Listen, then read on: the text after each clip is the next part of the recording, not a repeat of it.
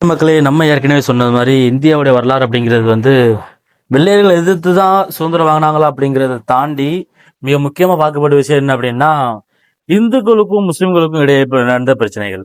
இது எதனால ஆரம்பிச்சு எங்க இருந்து ஆரம்பிச்சு அப்படிங்கிறத தாண்டி மொத்தம் பொதுவா 1947ல ஆகஸ்ட் 14ஆம் தேதி பாகிஸ்தானுக்கு சுதந்திரம் கொடுக்குறாங்க. ஆகஸ்ட் 15ஆம் தேதி நம்ம இந்தியாவுக்கு சுதந்திரம் கொடுக்குறாங்க. இத்தகைய சுதந்திரத்தின் போதுக்கு அப்புறமாவது இந்துக்கள் முஸ்லிம்கள் வந்து ஒற்றுமையா இருந்தாங்க அப்படின்னு கேட்டா கிடையாது.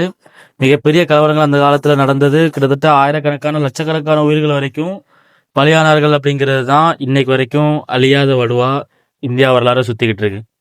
இந்த மாதிரியான சூழ்நிலை இப்பவும் இருக்கா கேட்டா நடந்துகிட்டே தான் இருக்கு. ஆனா பெரிய அளவுல இல்லாம அங்கங்க வட இந்தியாவில நம்ம தமிழ்நாட்டிலையும் எல்லா இடத்துலையும் சுத்தி நடந்துகிட்டே தான் இருக்கு.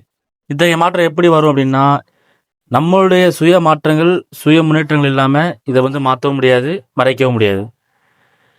இதை பத்தி உங்களுக்கு இன்னும் தெரிஞ்சா கமெண்ட்ல சொல்லுங்க. அதுக்கடுத்து அடுத்தடுத்த வீடியோக்கள்ல இன்னும் இந்தியாவுடைய வரலாறுகள் எந்த மாதிரியான சுதந்திரம் அடைஞ்சுன்னு சொல்லி பார்க்கலாம்.